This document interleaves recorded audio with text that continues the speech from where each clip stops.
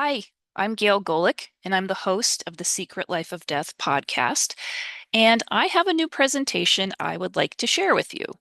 Recently, I gave a presentation on some new research I've been working on at Chase's Mill in Alstead, New Hampshire, and it's called Intolerable Severity: Women and Divorce in Late 19th Century New England. And it's summer, and unfortunately, the mill, as wonderful as the mill is, it's not air conditioned. And we had fans going and we had iced tea, and it was quite lovely. And we had a really good turnout, even though it was hotter than blazes. But I know that a number of people didn't decided not to come out because it was just too hot. And I totally understand that.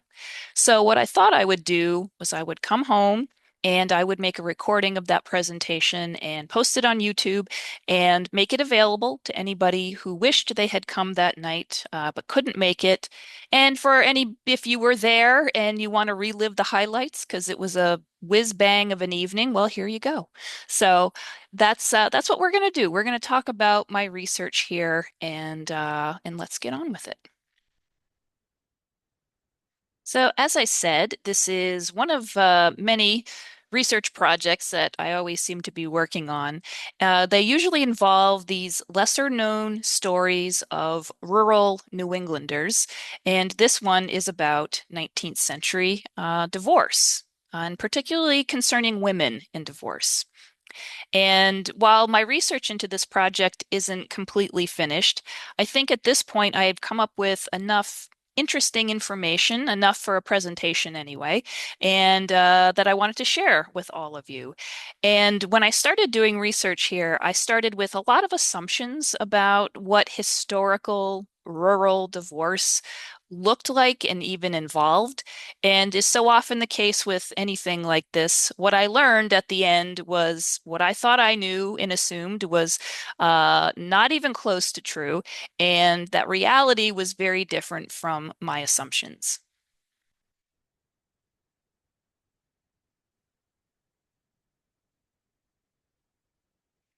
And one of my biggest assumptions going into all of this was just that there wasn't a lot of divorce happening in the United States anywhere, say prior to 1950. Because, of course, in the old days, people were so prim and proper and traditional that divorce was something that just didn't happen.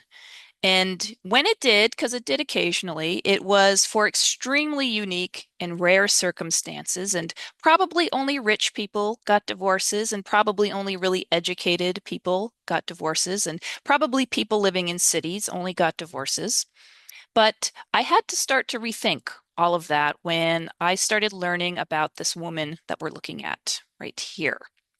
This is Harriet or Hattie Sanders Van Dusen Thompson, and she is my husband Ben's great great grandmother. She was born in 1847 and she died in 1908, and she had been divorced. And I love this photograph. Can we just look at her for a little bit here? I love this photograph of her. This is about, as it indicated here, about circa 1900. So at this point, Hattie is around 53 years old. And we'll just look at her hairdo and taking in her outfit that she's wearing. And I'm not sure if you can see this, it's because it's a little blurry, but she's holding a kitty cat up to her face. Apparently, she loved kitties. And speaking of kitties, it goes without saying, but I'll say it anyway. Should any of mine come by during this presentation, of course, everything will stop and we will do proper introductions. So don't worry. So when I learned what I learned about Hattie and her life really didn't fit this mold that I had in mind about what divorce involved and what it was like. She wasn't rich. She wasn't extensively educated. She didn't live in a big city. She was born in a town called Au New York, which is in Clinton County, and that is up in the Adirondacks region of New York. By 1863, she was 16 years old, and she had married a man named Walter Van Dusen. By 1863, or sorry, excuse me, 2 years after they were married, or a year after they were married, rather, they'd had their first son named William, and Hattie is 17 at that point. A couple years later, they have a daughter named Emily. And then 2 years after that, in 1868, Harriet and Walter have a son named Miles. But in just a few short years, something changes in Hattie and Walter's life pretty significantly. Here we're looking at a census record for the town of Ellenburg, New York from 1970. Ellenburg is also in the Adirondacks region in New York. And we can see here that Hattie's husband, Walter, that I've just pointed to, he's living in Ellenburg with his mother and father, and with them are Hattie and Walter's two eldest children, William and Emily, in the household. But what we don't see here is Harriet, and we don't see baby Miles. And this was certainly a common enough thing back at that time. If we were just casually looking at these records, we might assume that Harriet and the baby had died at some point in the interim. Because again, yes, that was an absolutely, unfortunately, completely normal thing to happen back in those days. And if we follow Walter's records, this assumption would seem to be proven and confirmed. By 1879, we have evidence that Walter is homesteading in Nebraska territory, so he's moved out west, and he's doing this alone. His marital status is clearly stated in the paperwork that he has to fill out as a homesteader. They had this very long questionnaires that they had to fill out in order to obtain the land parcels out in a homestead territory. So if I've typed this up, the question that they're asking, number 4, of whom does your family consist? And have you and your family resided continuously on the land since first establishing residence thereon? If unmarried, state that fact. And Walter's handwritten response is self and 3 children have resided continuously on the land since the date of residence. And in parentheses, he writes, am a widower. But we know that Harriet died in 1908. So where is she at this point? And oh, I hear a kitty.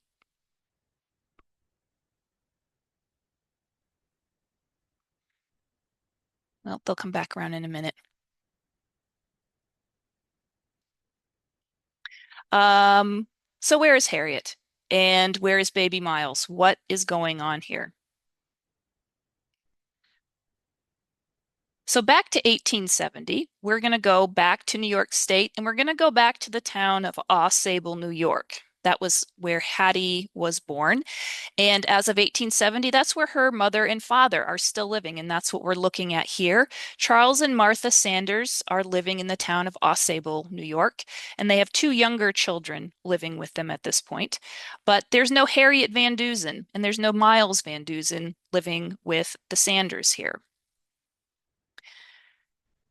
But we do find a woman right there at the bottom of our screen that I've just pointed to, a Harriet Sanders living in another town, Keysville, which is a village in Au Sable, New York. And she is listed as working as a weekly laborer, and she's living in the household of Mary and George Howard.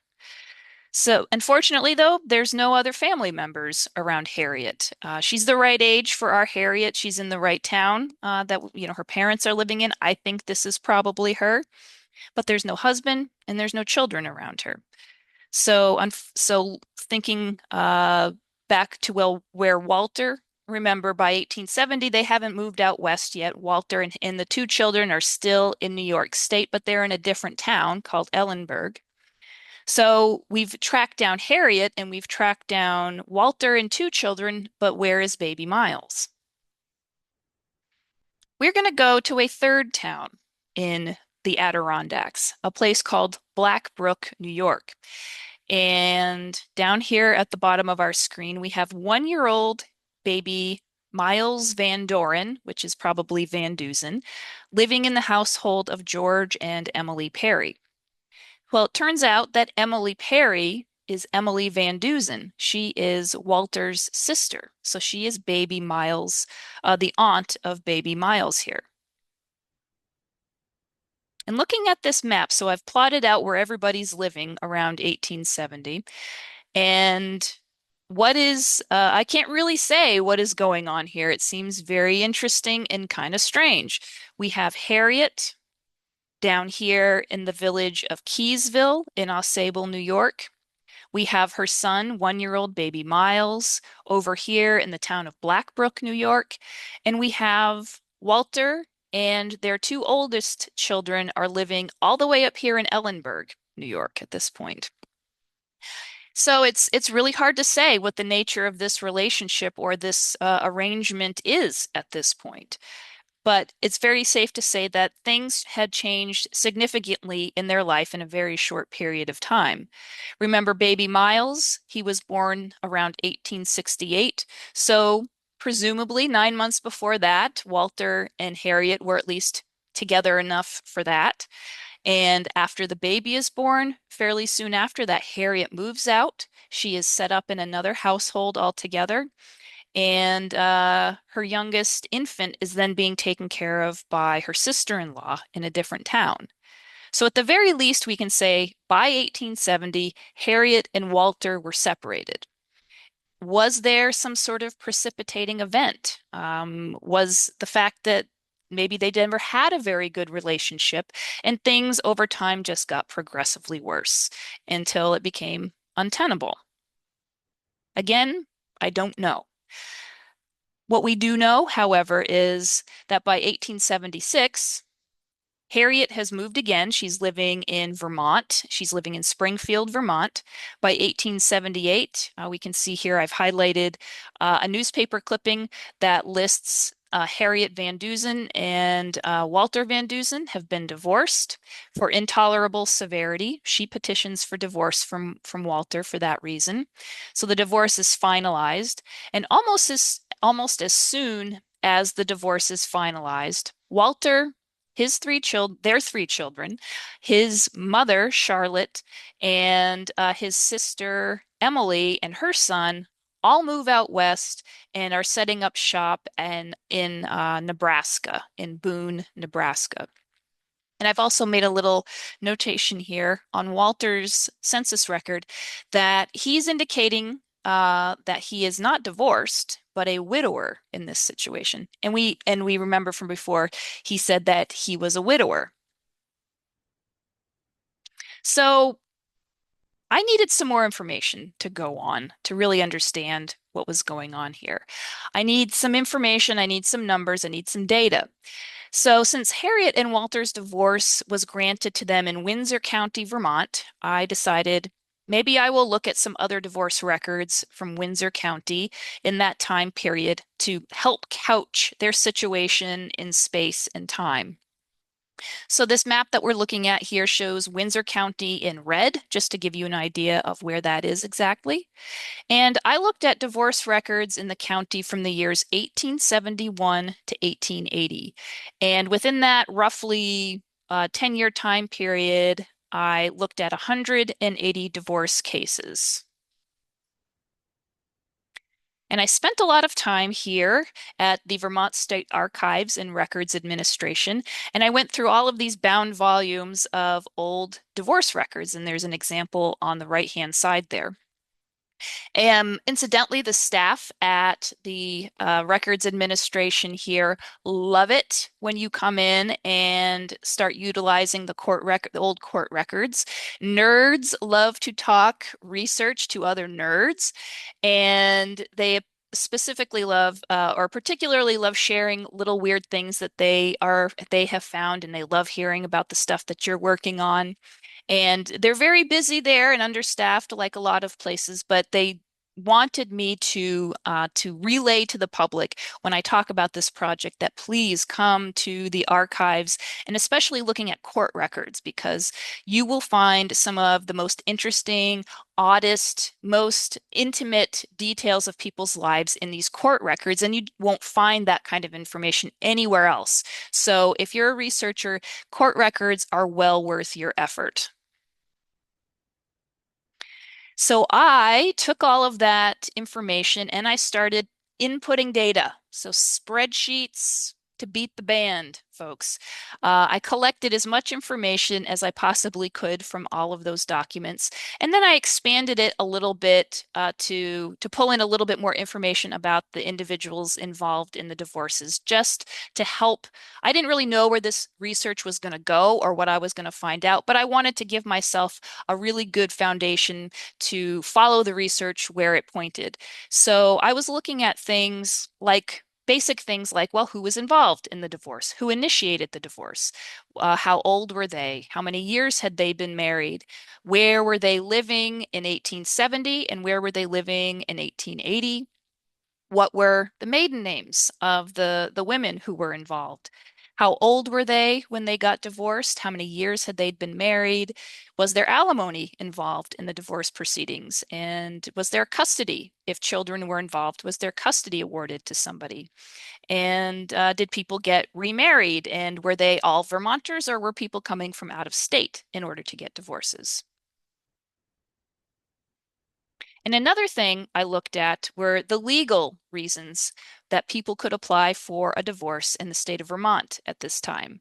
And between 1871 and 1880, these were the reasons that you could apply for a divorce: intolerable severity, abandonment, willful desertion, lived separate and apart, wanton refusal and neglect to support, imprisonment, and adultery. And Vermont was a little bit unique at this time period because they actually had relatively lax or inclusive, maybe you would say, divorce laws for the time period. And they had a number of options that people could choose from that applied to their situation to apply for a divorce. And this was a little, like I said, a little unique among some states because other places like New York State had only one reason that you could get divorced, and that was for adultery. And that was very difficult for people to prove because adultery was a crime. So you'd have to have a court case, you'd have to have a trial basically to put somebody on trial for adultery. And that was very embarrassing and it could damage your reputation quite significantly. And it was very costly. It took up a lot of time, and it just wasn't very convenient for a lot of people to have only one reason to get a divorce. And interestingly, that stayed on the books in New York State. Adultery was the only reason you could get a divorce in New York up until the 1960s, which seems kind of ridiculous, but there you go. Um, but anyway, taking that into account, that is in part probably why Harriet and Walter got their divorce in Vermont, primarily because there were better options for them to choose from to get their divorce rather than staying in New York State. She had to move, Harriet moved to Vermont and she established her residency, which at that point required somebody to be living and contributing to the Vermont economy for a year total before she could apply for the divorce. There were other places, probably most famously South Dakota in the 1890s, had very lax divorce laws, and people at one point, they had a 90-day residency period, a residency requirement in order to obtain a divorce. And so literal trainloads of people would be going out there to get their divorce. And there's a great book about that called The Divorce Colony. If anybody wants to look that up, it's very interesting and informative. I would highly recommend it.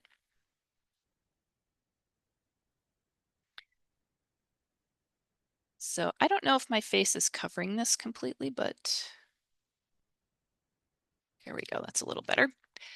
So some interesting statistics from my lovely little spreadsheets that I put together. I was able to pull some information together into these nice spreadsheets.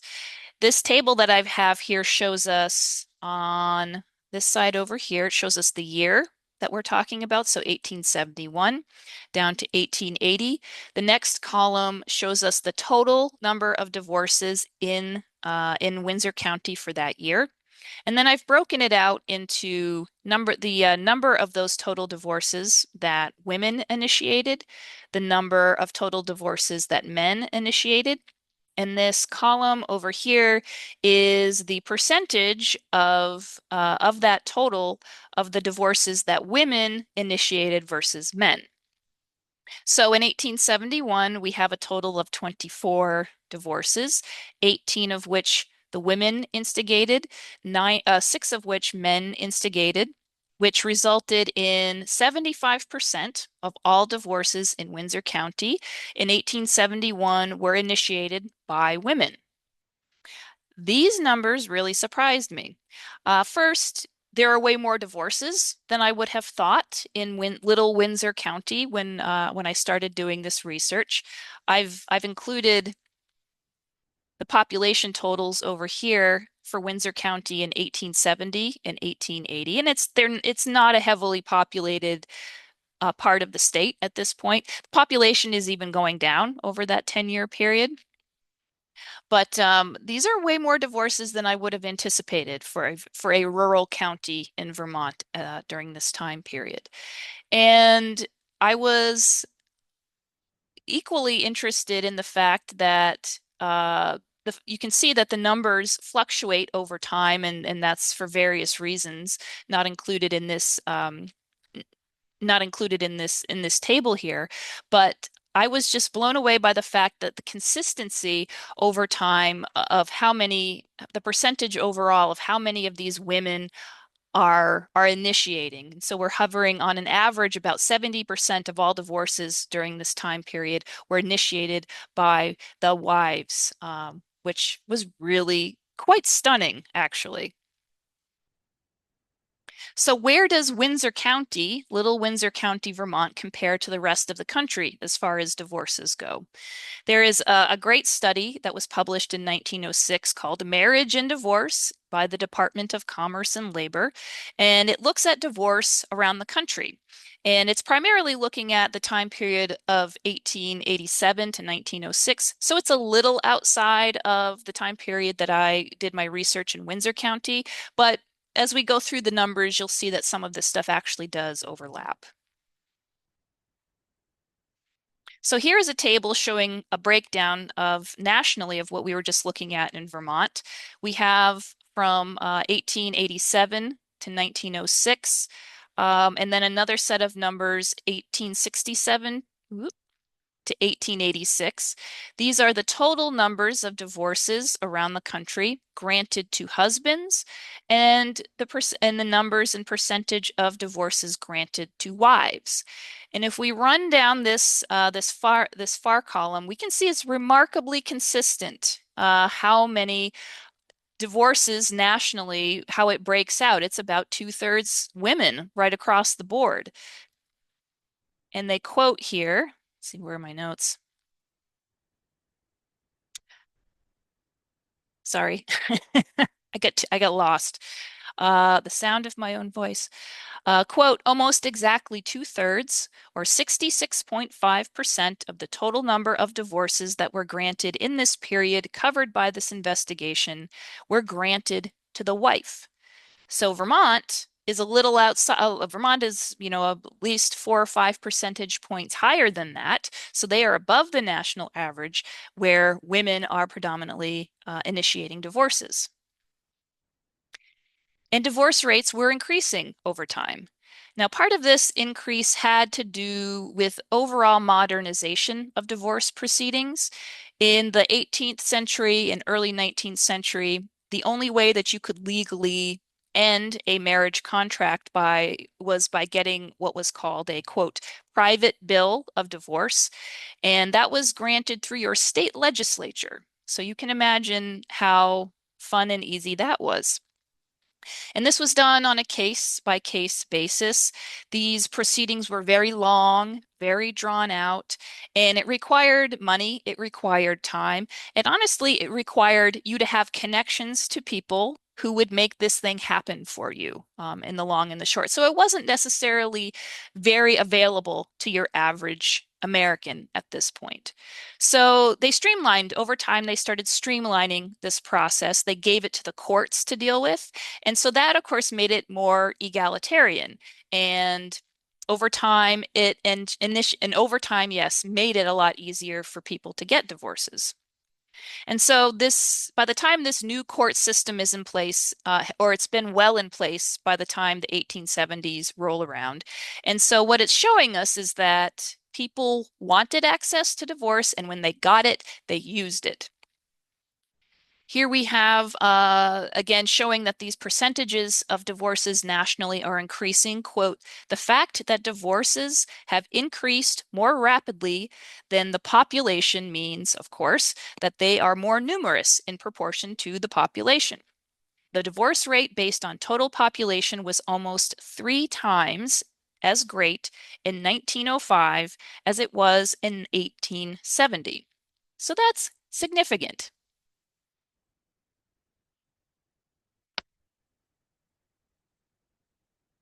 We're going to look at a few more statistics, but it's cool statistics.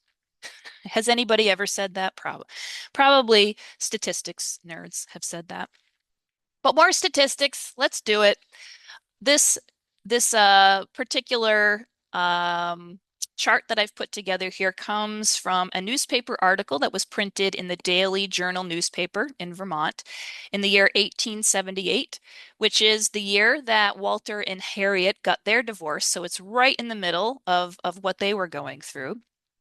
And this shows us by county in Vermont the ratio of marriages to or divorces to marriages for the years 1865 through 1875. And so looking at this, we can see in the first one here, Lamoille County. So for every divorce in this time period, there were 13.4 marriages. Similarly, in Washington County, one divorce for every 13.7 marriages. So we go down to Windsor, that's the one that we've been studying. They had one divorce for every 16.7 marriages. And this, again, was way more than I had expected. Today, we have a divorce rate of 50%, which is one divorce for every 2 marriages. And even though these numbers are nowhere near that, I think it's a pretty significant number for a time when nobody ever got divorced. It's pretty significant, I'd say. And again, what we're seeing happening in Vermont fits this pattern that we're seeing nationally that we were just discussing. And so these numbers, if you think about it and really break it down, mean that here in 18 or there in 1878, when Harriet and Walter got their divorce, the odds of them knowing other people who had been or living amongst other people who had also been divorced were really high, or at least relatively high, higher than I would have anticipated. And so remember that because we're going to come back to that in a little bit. So at this time period, these late 1870s, Vermonters obviously were noting this trend of more and more divorces being sought and more divorces being granted. And this was very troubling for a lot of people. And what was even more troubling was the fact that women were the primary instigators of divorce. And so this set off a good old moral panic. And as all good old moral panics do, this really had less to do with the topic of divorce and, excuse me, had everything to do with these changing social standards that they indicated, this redistribution of power and control in society. And so local newspapers began publishing all sorts of op-eds that were declaring that divorce was too easy. It weakened the social and moral structure of the country. And it was warning that for Vermont in particular, because of its very lax laws regarding divorce, that they were just asking for trouble, inviting all sorts of moral degenerates to come to their state and ruin everything for everybody else.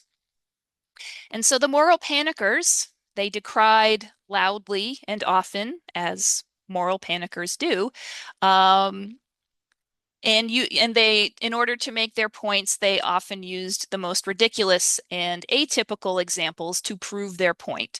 In one of these articles, the author was noting, without citation, of a story that he had heard, that of a young couple who had gotten divorced after only a few months because the husband wouldn't allow the wife to buy the hat that she wanted. And they did not like that women were making such free use of divorce to get out of marriages. And they made the argument that this was that women needed marriage, and particularly women needed motherhood. Quote, this indissoluble bond in permanent institution gives women dignity and honor, and it allows her to point to her children as her jewels. So basically, without marriage, a woman's life had no meaning and had no purpose. And that's not an unusual idea for back in the 1870s, but still, people are saying it out loud, kind of for the first time, and people are making note of it. And it's unsurprising that these moral panickers that are decrying and fist pounding about in their commentaries about divorce and how terrible it is, you never actually see them address the fact that most of the time, the divorces that women are seeking are generally to get themselves and their children out of incredibly abusive situations.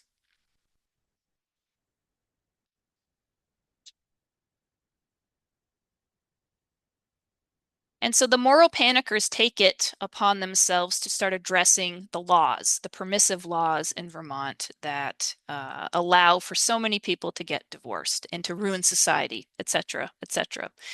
And they cite, again, one of the reasons for changing the laws has to do with this pervasive notion that the reason that Vermont had such high divorce rates was because people from New York were flooding over the border and coming in and get so that they could get the quicker and easier Vermont divorce. Because remember, New York State, you could only get a divorce for adultery. And I only looked in my research, of course, only looked at one county for a specific time period. So I only looked at Windsor County from 1871 to 1880. And over 180 cases that I looked at, I could only find one example out of that 180 where I could say that somebody from New York had come to Vermont and got a divorce. All the other people, all 100 and, well, I shouldn't say all 179 people, but all the other cases involved Vermonters for the most part, either, but in most cases, both the husband and the wife were from Vermont and had been for quite a number of generations, or at least one of the couple were from Vermont. And so this idea that it was people, at least in this scenario in Windsor County, that just didn't prove to be true. And incidentally, the one case that I found of someone from New York coming into Vermont to get a divorce was Harriet and Walter.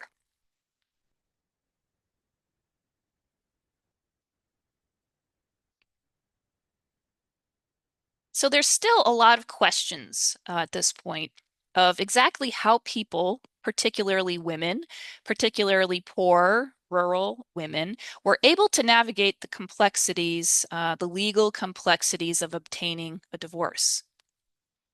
How did they know what to do? How did they find a lawyer that would represent them? Because not all lawyers would represent people getting divorces.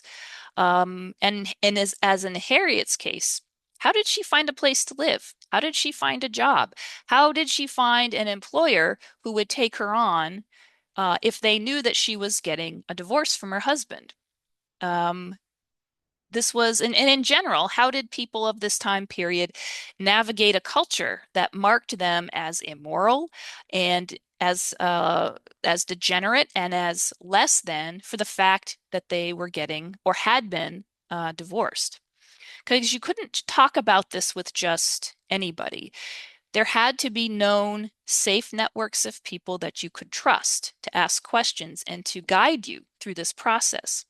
And for women, I imagine it's likely a lot of the same networks that they had been relying on for generations to talk about medicine and household activities and childbirth and child rearing and just general lifestyle information that women shared amongst one another.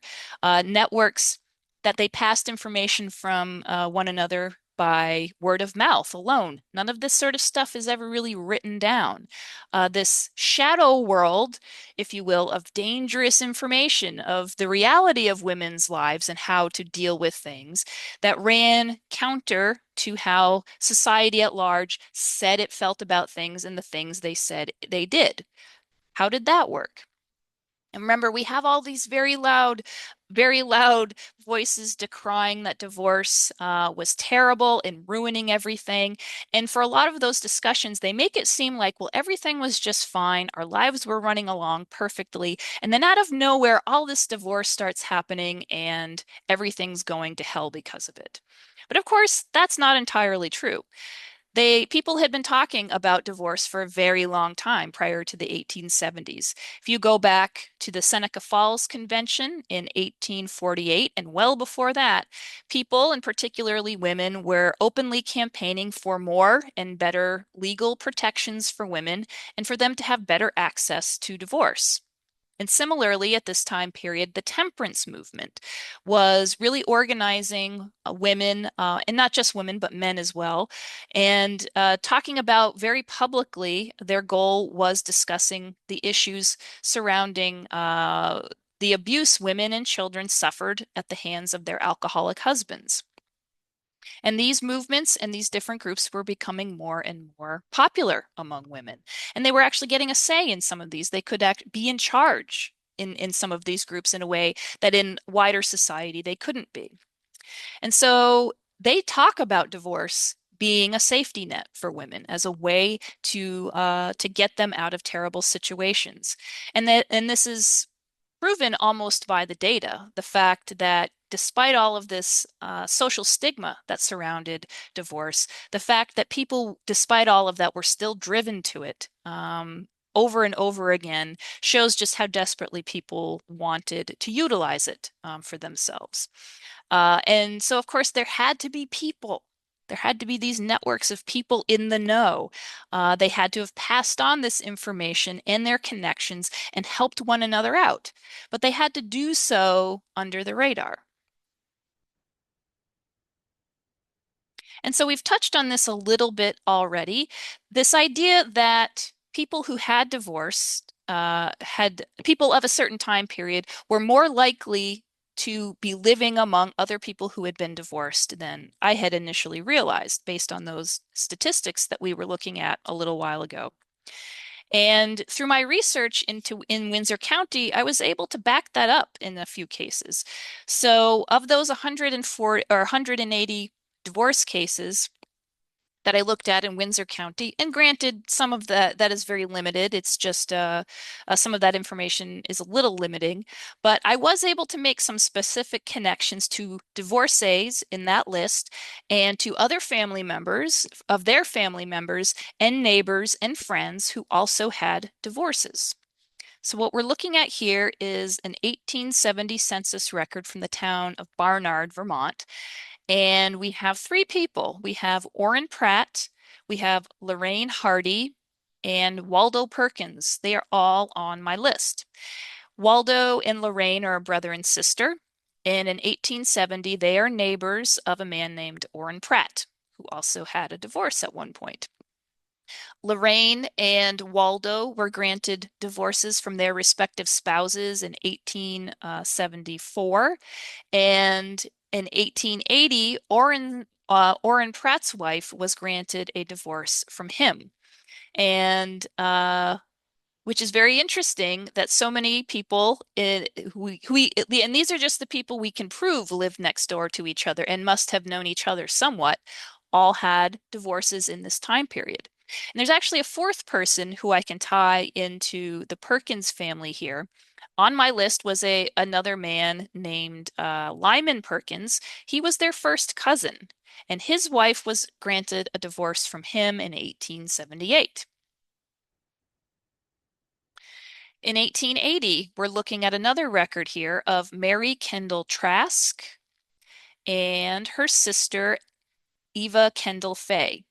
And by 1880, they're living back home with their mother and father in Reading because they had both been divorced in 1878. And you can look over here and you see these little D's next to their name in this column that stands for divorced. So that's the 1880 census is the first census that starts to take into account whether people were widowed or divorced or single and that sort of thing. Um, but we know people don't always tell the truth, right? Because Walter lied about his divorce status and his. So you can't always rely on these for being incredibly accurate with that kind of stuff. Now we're going to go to 1870 to the town of Wethersfield, and we're going to look at a woman named Betsy Perkins. She also goes by Jerusha Perkins, and her next door neighbor, Josephine Flagg. By 1871, so a year after the census was taken, both women were divorced from their respective husbands. And it's interesting that they both are divorced in the same year, living next door to each other. You kind of have to wonder if they were helping each other out with the divorces. And uh, and one of the other things I think that's it doesn't show up anywhere here, but what's worth pointing out is that it's not always young people getting divorced after a few years of marriage. Betsy or Jerusha, she got a divorce from her husband after 27 years of marriage. So it doesn't necessarily track that it's only young people getting divorces during this time period. And we're going to keep with Jerusha. She's here in 1880 in Wethersfield, living by herself. She is has her own household because remember, she is D for divorced. She doesn't care. She'll tell anybody who asks. Jerusha. And she has a new next door neighbor in 1880. She is a woman named Eliza Coolidge. And Eliza, you'll notice, she doesn't say that she's divorced. This little tick in that box means that she's widowed. But I know that she's divorced because she is on my divorce list. Incidentally, Coolidge is her maiden name, so by this point, she's already changed her name back to her maiden name, but she just maybe couldn't bring herself to admit to a stranger taking the census that yes, she had been divorced. And one more connection to Jerusha with this divorce network. She had a nephew who shows up in my list whose wife had divorced him in the year 1880. So Jerusha may have been one of those women, at the center of a network. She might have been that old lady that you go talk to who tells you the things that you need to know and she'll help you out. And I kind of think that's great if that's true. And again, these connections and these networks we've been talking about, I'm kind of I'm, supposing a lot of things here. I'm reading into things that I honestly can't prove. But I am using a little bit of background research to make these assumptions because a lot of these things were done very underground. These are just looking at records. I don't have anything written down that says Jerusha Perkins is the lady that you go talk to about go talk to her about a horse or whatever the code word was. Ask her about her dumpling recipe or, whatever it was that they would say. Because everybody dealt with these things quite privately and and pretty quietly, and it contributes to this misapprehension that there just weren't any divorces back in these days. But of course, people knew when someone was getting divorced, and people gossiped. That just sort of floated around in the towns for sure. And in some cases, people's divorces played out far more publicly than maybe they had anticipated or even wanted. Here we have the saga, and I call it a saga, of Hosea Padelford and Sophia Willard. And it's quite an interesting story, these two. So they were regular people. They weren't rich people. They weren't living in a city. They're not famous. They're just working class people in the 1870s. And a little background about their situation. They were from Hartford, Vermont, so living in a town on the Connecticut River. They move out west in the early 1870s to the rough and tumble mining camps of Nevada. And pretty soon after that, their relationship falls apart. Husband Hosea moves back to Vermont and he petitions for a divorce from his wife Sophia. And then as now, you have to actually be physically served with divorce papers. And in lieu of being able to physically find the person to give them the papers, they had to make a good faith effort to track the people down and make the divorce known as publicly as possible so that the individual couldn't say that they didn't know about it. And so back in the 1870s, this a part of that in Vermont required you to post your desire for a divorce in local newspapers for 3 consecutive weeks in order to see if you could find your estranged spouse. And so in this case, we have Hosea placing his ad in Vermont newspapers, knowing that his estranged wife's family, who many of whom were still in Vermont, would probably see this and they would get in touch with her at the very least and find a way to get her to respond to him because maybe she wasn't talking to him anymore. So reading this, I'll summarize what his decree says. So Hosea states that they moved out west to Nevada in 1870, and in 1875, Sophia abandons them in September. She leaves him and their 6 children behind. When she finally does come back, she refuses to live with him anymore. And so Hosea decides that he's going to go back to Vermont, and he leaves and comes back in 1875 and he petitions for the divorce. He claims that Sophia, quote, took up her residence at a mining camp called Steptoe Valley in Nevada, where he believes she now is living in adulterous relations with the miners.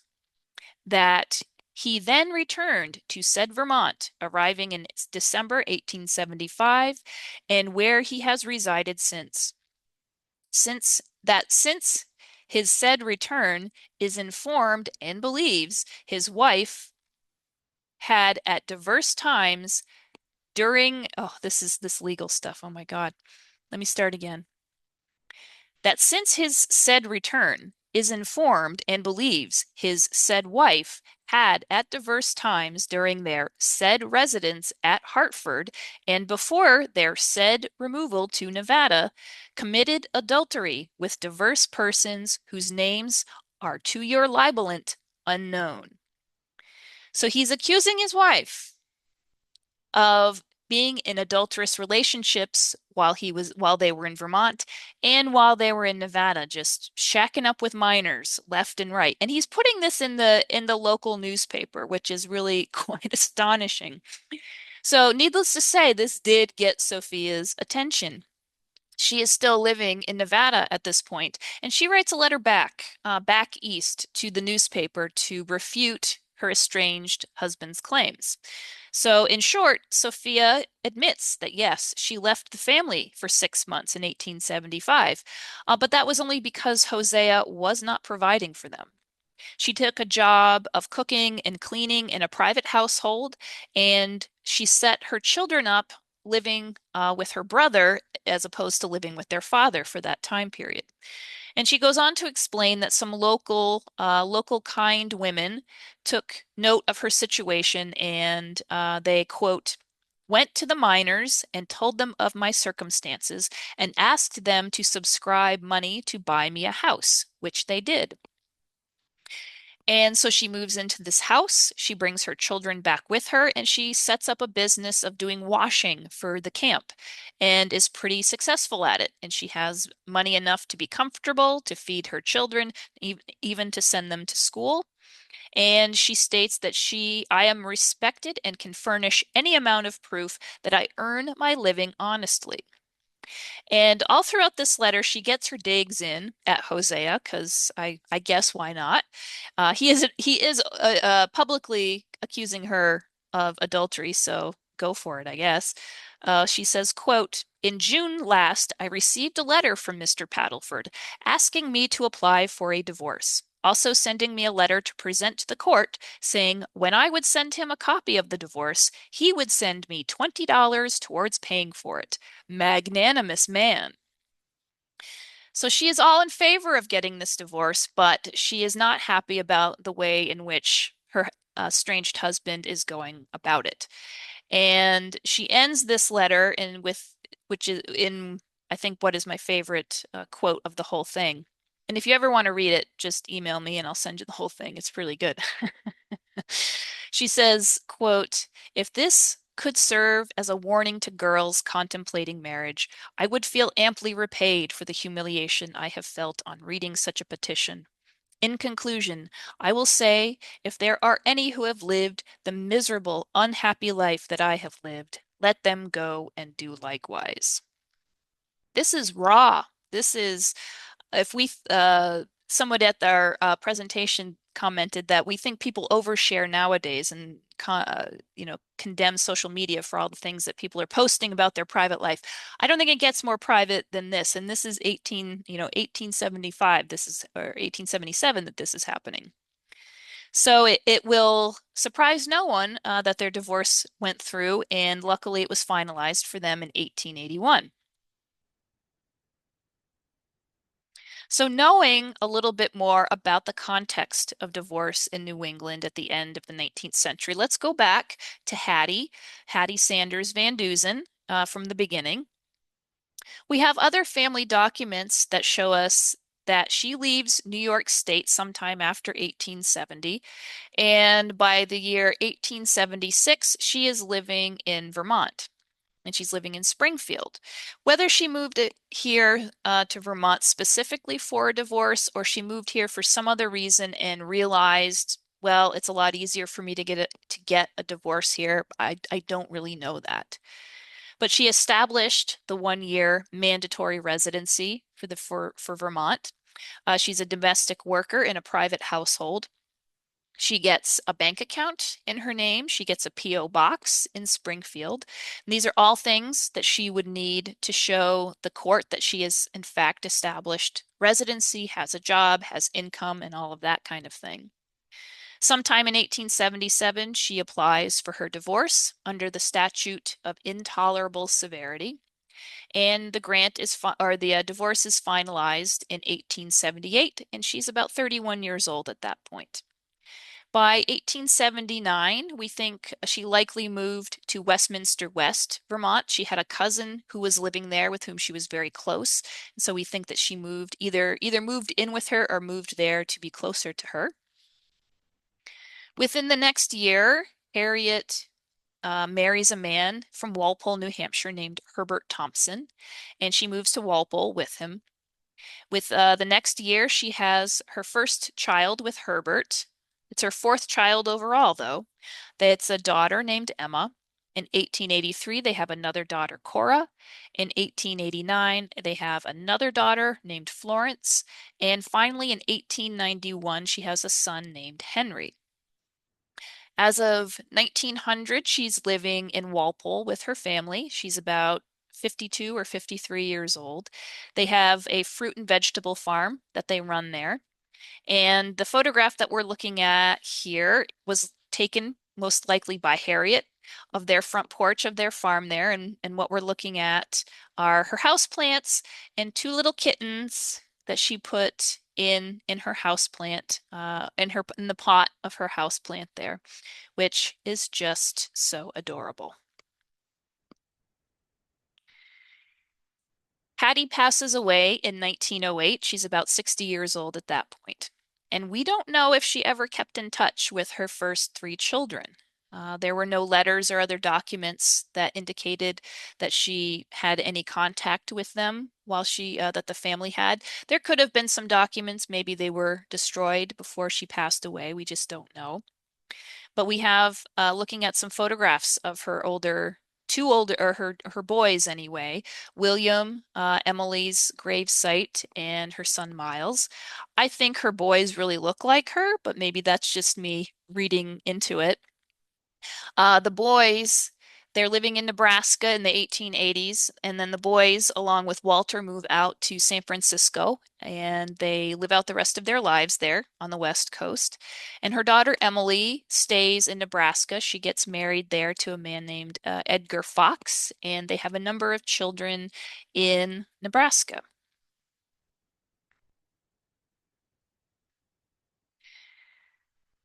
And I know a lot more about this side of the story, and I know a lot more about Harriet because of the family connection that I have there. And of course, my sympathies naturally lay with her. But honestly, there's a lot about this story that we don't know, and that we'll never know about the details here. From an outsider's perspective, that could be all of this information could be taken very differently. She could be seen as very cold for having left her children. She's the one who moved out of the house. She's the one who moved away and got a job. Or she could be because she was very desperate and in a horrible situation. Legally, yeah, legally she's the one who left the marriage, and so that carries with it a lot of baggage and a lot of weight, especially for a woman at that time, to be the one to leave your children behind, to leave them in the care of other people. That's kind of unheard of at that time period. It really was. Unfortunately, that is may have been her only option because we don't know what the situation was. Was this a compromise that she and Walter had worked out because Walter simply had more family connections, he had more money, he had more means to take care of the children, and Hattie didn't? Was it something a threat that he held over her head that, yeah, we can get a divorce, but I get the kids? And she was put in a really untenable situation, having to decide what to do, given those options. And to a certain extent, she's exercising, she has some agency in what's going on. She is making the most of the options that she has. It's an imperfect system, unfortunately, and she was the one who was able to petition for the divorce and able to do all the things to bring that about. But beyond that, her choices were very limited. Um, with that in mind, it really is remarkable what she was able to do. The fact that she did move away and get a job and navigate the court system. Because of all of those social and cultural limitations that we're just talking about, that would have been a tremendous amount for her to overcome. And so I really come back to this point over and over again that she had to have had help to make this happen. And that help likely came from this network, this underground network of people who knew about divorce, who knew how to navigate it, who knew who to talk to, who knew what to do. Women, but also men, would have had to have been involved in this network as well. Remember, when she lived in Springfield, Vermont, she had to have a bank account and she had to have a P.O. box. Well, this was a time period when a woman couldn't just get a P.O. box and couldn't just get a bank account on her own, especially for all intents and purposes, a single woman or one who was married but not yet divorced. She had to have had a man co-sign on those things for her. That just wasn't possible for a woman to get one on her own at that time. So, was it her employer who was helping her out, her male employer? Was it her lawyer, her cousin's husband? Was it Walter who was helping her get these things in motion? He may have wanted this divorce as much as she did and was required to do some things that maybe ordinarily he wouldn't have done in order to make it happen. And that brings us to this point about their relationship. They had a particularly complicated and complex relationship. Harriet and Walter were first cousins, and it takes you back when you hear that first cousins marry. It's a thing that used to happen a lot more than it does nowadays. Um, but it was an acceptable thing. I don't think anybody would have raised an eyebrow back in their time period.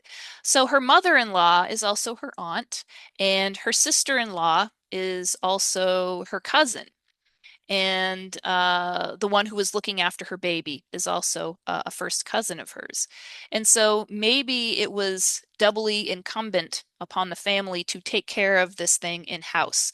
They may not have been happy about the fact that the couple was splitting up and participated unwillingly, but they certainly participated in making this divorce come about. Walter's parents took him in as well as the older two children and presumably were helping take care of those kids and maybe helping him some financially. And they got a situation set up with Emily, the sister and cousin, to take care of her infant, to take care of the infant while Harriet was living elsewhere. And all the while, this might seem kind of warm and fuzzy, like, oh, the family is helping out. Isn't that nice? But at the same time, we have to remember that she is getting a divorce from Walter for intolerable severity. So there was likely some kind of abuse going on in that relation, or some kind of uncomfortable, untenable situation that they just had to get themselves extricated from. So, the fact that they were cousins also probably made it a little bit more helped in some ways, but maybe also contributed to making that relationship a little stifling to begin with. And you wonder, she was pretty young at the time. Maybe this was sort of an arranged situation. We don't really know. Young when they got married anyway. She was 16. So in closing, one of the things that came together as I was pulling this presentation together towards the end, I initially looking at all this, I kept saying, "Gosh, Harriet and Walter's situation seems so unusual to me." Um, but the more I worked through it and the more I started to pull all the information together, it really dawned on me that maybe this is what divorce looked like for average people. Maybe this is that network that I've been blabbing on about the whole time in action. And what's unusual about this situation is the fact that we happen to have a lot more documentation for these two people than most of these other cases that I've looked at. In important time periods in their life, in this timeline about the divorce, we know where they were living, where, when, and with whom, and we can map it all out. And we know when the divorce happened and where different people were moving, and all the people within their orbit that start to make that picture of that network far more complete. And so, even though I didn't realize that that's what I was doing, I was answering my own question. Isn't that nice when research works out that way? Uh, so I think we figured something out here inadvertently, which was very exciting when that happens. So anyway, that is my presentation about intolerable severity, divorce, women and divorce in late 19th century New England. I hope you enjoyed this. We had a wonderful discussion afterwards at the Chase's Mill, and a lot of really neat points were brought up. And one of which I'll just share with you very quickly. Uh, the audience member Yulia brought up the point that if we remember in 1870, they had baby Miles living with Walter's sister Emily. And if we look at, should I go back and show you this, or is that going to be too confusing? I'll try not to make you sick. And it was something that hadn't occurred to me at the time, but that's what's so great about having audience participation and people to look at things and give you another eye. Okay, here we go. So from 1870, the census at Blackbrook, New York, this is where baby Miles is living with his auntie. And if we look at her record of who else is in her household, she has a 12-year-old daughter, an 8-year-old daughter, a 5-year-old, and twins, year-old twins, and another baby. So first of all, three infants and 1-year-old. What? Oh my God. But Yulia pointed out, oh, she could breastfeed the baby because she already had two children that Emily could probably help with breastfeeding.